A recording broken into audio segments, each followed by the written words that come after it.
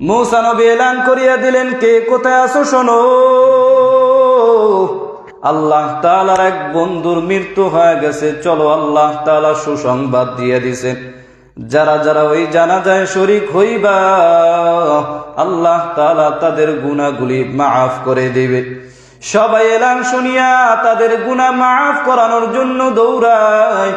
মূসা আলাইহিস সালাতু ওয়াস সালামের জমানায় একজন যুবক ছিল, বড় খারাপ, বড় নিকৃষ্ট।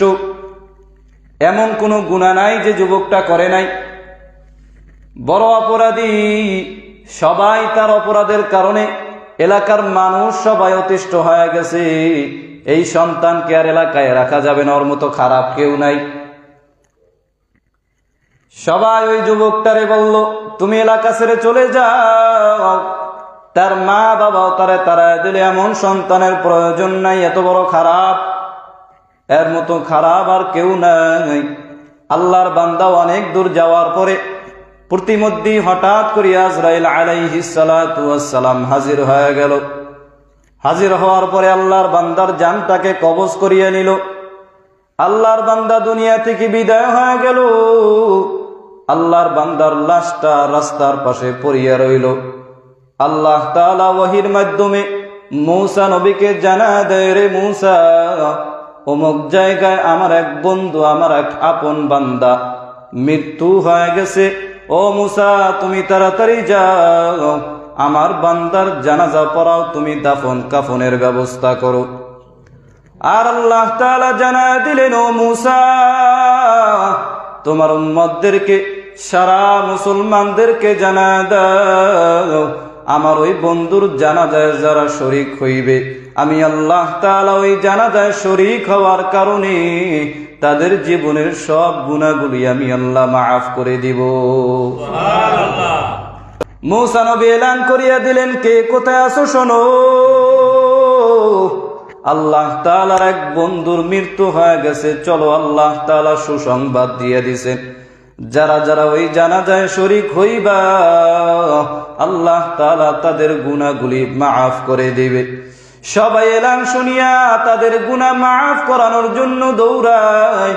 সবাই যখন আল্লাহর বান্দার লাশের সামনে গিয়ে হাজির হয়ে গেল, যাওয়ার পর এলাকার মানুষ তাকায় দেখতেছে, যে সন্তানকে আমরা গুনাহগার হওয়ার কারণে, খারাপ হওয়ার কারণে অতিষ্ঠ হয়ে এলাকা থেকে বের করে দিয়েছি, সেই আল্লাহর বান্দার লাশ পড়ে আছে। অথচ আল্লাহ নাকি বলছে ও হইল আল্লাহর প্রিয় বান্দা, আল্লাহর বন্ধু। মূসা নবীর কাছে বলার পর মূসা নবী বড় অবাক হইলেন। অবাক হতে দেখি আল্লাহ তাআলা জানা দিলেন, ও মূসা, কথা সত্যই বান্দার মতো খারাপ কেউ ছিল না। ওই বান্দা খারাপ হওয়ার কারণে এলাকার সবাই ওর এলাকা থেকে তাড়ায় দিছে। ও মূসা, তবে আসল কথাটা শোনো। এই বান্দা যখন এলাকা থেকে আসতেছিল, হঠাৎ করিয়া তার মৃত্যু যন্ত্রণা যখন শুরু হয়ে গেল, আল্লাহর বান্দার ডানে তাকায় দেখে তার পাশে কেউ নাই। আল্লাহর বান্দা বামেও তাকায় দেখে তার পাশে কেউ নাই। আল্লাহর বান্দার বড় অসহায় মনে হইল। আল্লাহর বান্দা দিলে দিলে বলে, আমি এত বড় পাপী, আমি এত বড় জাহান্নামের আসামি। এলাকার মানুষ আমার পাপের কারণে আমারে তাড়ায় দিল। আরে সন্তান বিপদে পড়লে মায়ের কাছে গিয়ে আশ্রয় নেয়, বাবার কাছে গিয়ে আশ্রয় নেয়।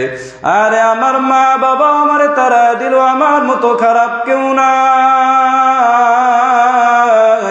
আমার মতো জাহান্নামের আসামি পাপী কেউ নাই। আরে বান্দা এই কথা স্মরণ করি আল্লাহ তাআলার কাছে, আমি আল্লাহর কাছে মোনাজাত করিয়া কান্না করা শুরু করলো। আরে হাউমাউ করিয়া কান্না করে আর বলে, রে আমার আল্লাহ, তুমি যদি মাফ না করো, আমার যাওয়ার তো আর কোনো দরওয়াজাও নাই। আয় আল্লাহ, সবাই আমারে তাড়ায় দিছে, কিন্তু আমি শুনেছি তুমি নিজেই তো বলেছো আনাল গফুরুর রহিম, তোমার মতো দয়াময় কেউ নাই। ওগো আল্লাহ, আমি তোমার হারানো বান্দা, তোমার দরওয়াজায় হাজির হয়ে গেছি। ওগো মাওলা, তুমি আমারে মাফ করে দাও। মুসাই বান্দা আমার কাছে এমন করিয়া কুতি মিনতি করিয়া রোনা জারি করিয়া কান্না করেছে। ও মুসা বলো আমি আমার বান্দাকে কেমন করিয়া তারা দিব? ও মুসা বিশ্বাস করো, ওই বান্দা যদি ওই সময় সারা দুনিয়ার মুসলমানের নাজাতের দোয়াও করত, আমি আল্লাহ তাআলা তখন তাও কবুল করিয়া নিতাম। আরে মুসলমান ইমানদারের জন্য আল্লাহর কাছে আমরাও যদি খাঁটি দিলে তওবা করতে পারি, আল্লাহ তাআলা আমাদেরকেও খালি ফিরিয়ে দিবে না। আরে মুসলমান, শয়তান আপনারেও ধোঁকা দেয়, আমারেও ধোঁকা দেয়। আজকে না কালকে তওবা করব, না না পরশু তওবা করব, এরকম ধোঁকা দিতে দিতে কত মানুষ তওবা করব বলতে বলতে তওবা না করিয়ে এই দুনিয়া থেকে বিদায় হয়ে গেল। আরে কত বান্দা নামাজ পড়বো বলতে বলতে নামাজ না পড়িয়ে এই দুনিয়া থেকে বিদায় নেয়। কত বান্দা রোজা রাখবো বলতে বলতে রোজা না রাখিয়ে এই দুনিয়া থেকে বিদায় হয়ে গেল। এর মুসলমানের জন্য এই মজলিসে বসিয়া আমিও তওবা করব, আপনারাও তওবা করবেন। কারণ মরণ যখন হবে, মরণ যদি আসিয়া যায়, তওবা না করিয়া অন্ধকার কবরে যদি চলিয়া যাই, আপনার আমার জাহান্নাম ছাড়া কোনো উপায় নাই। ওই জাহান্নাম যেহেতু কেউ সহ্য করতে পারবো না, এজন্য মৃত্যুর আগে আল্লাহর কাছে তওবা করতে হবে। এজন্য ওই মরণের ভয় অন্তরে ঢুকাইয়া চোখের পানি সারিয়া আল্লাহর কাছে তওবা করতে হবে। রে মাওলা, আজরাইল কখন চলিয়ে আসে সেটা আমারও জানা নাই, আপনারও জানা নাই। আর ডানে বামে তাকায় দেখলাম কত বন্ধু বান্ধব অন্ধকার কবরে চলিয়া গেল।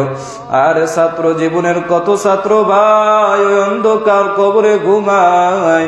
কর্মজীবনের কত বন্ধু অন্ধকার কবরে চলিয়া গেল। আর ডানে বামে তাকায় দেখলাম অনেকের মা দুনিয়ায় নাই, অনেকের বাবা দুনিয়ায় নাই, কত আত্মীয় স্বজন অন্ধকার কবরে চলিয়া গেল। আর একদিন আমারও যাওয়া লাগবে, পালাবার কোনো সুযোগ নাই।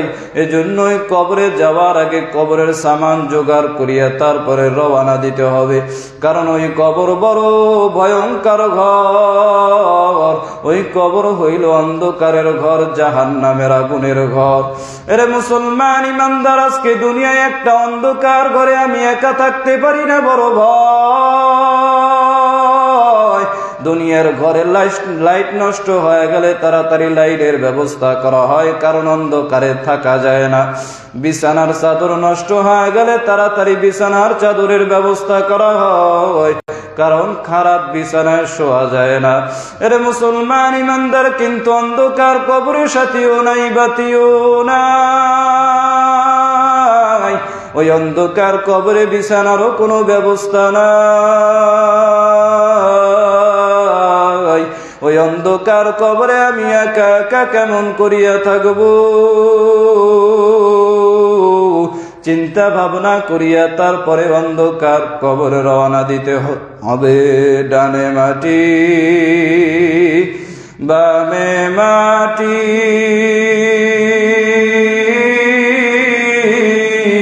নিচে মাটির বিছানা,